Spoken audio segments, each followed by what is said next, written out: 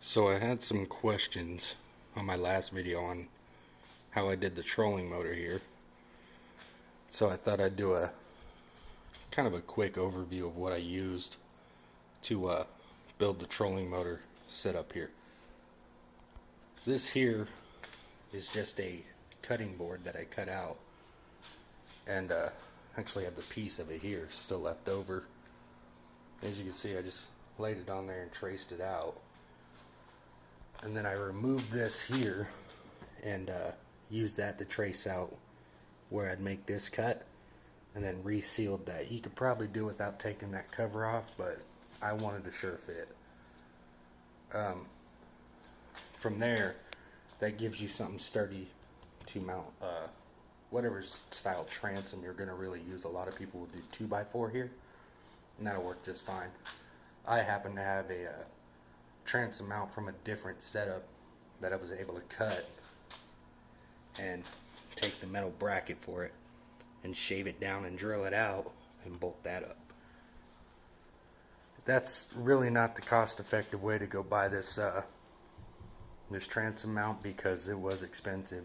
It was meant for the pole holders here, but I'm not going to use it now that I got this, so I figured I'll just cut it.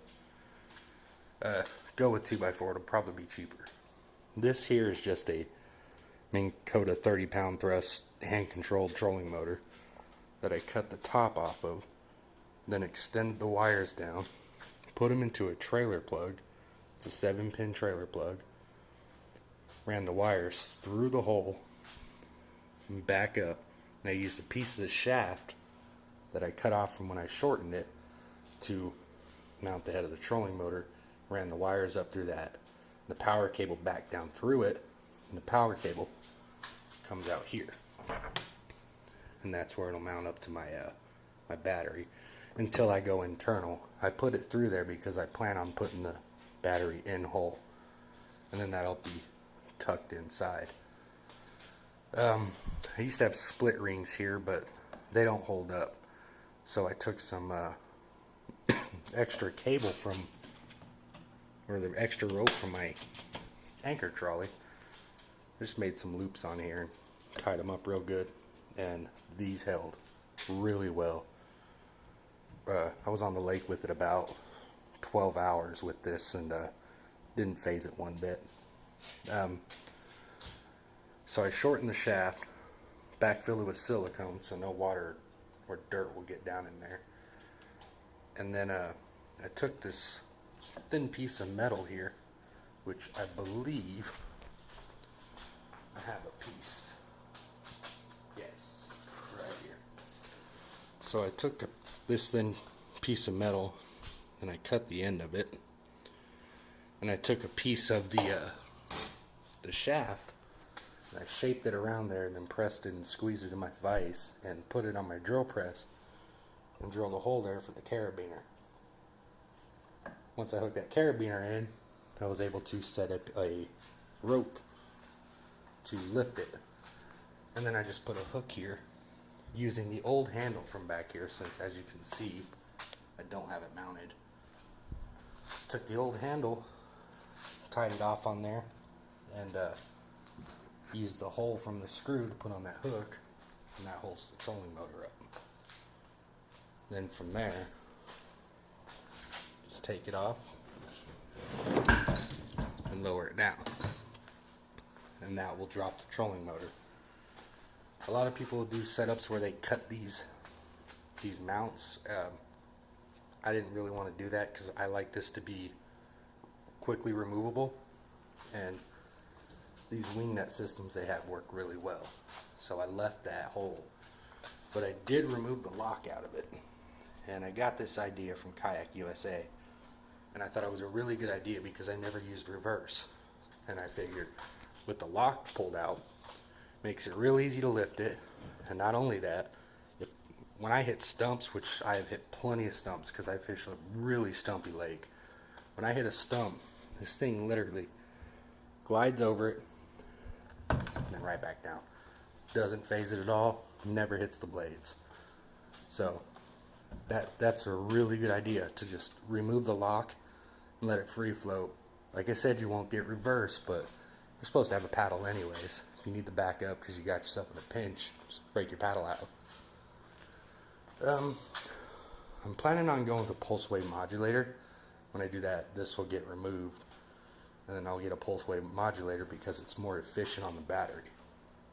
Steering wise, it's literally just carabiners, and then I took weed eater cable. I epoxied it and heat shrinked it to keep the epoxy in there. It's held really strong. Did about, about 4 inches of it on both sides, and it's held really well. And then I ran the weed eater cable. Like I said, I went top side because I wanted to be able to see it. It's pretty handy for when you're out on the water. If for some reason it kinks up, you can see why and really easily fix it on the water. But I just ran it through these eyelets. They come down. They run down through here and then through the hole on the foot peg that's already there. And I just tied it in a knot, heated it up to make it malleable, tied it in a knot, and it holds really well. I do have to remove the locks from it. Some people will take and just squeeze the lock and tape it so they can take that off and still use the foot pegs if they decide to paddle. I really don't see me doing that because this is just for fishing for me. I don't really do it to go out and paddle recreationally. It's a really good setup. For the steering bar here, it's just a piece of all thread that I took and I drilled the shaft through.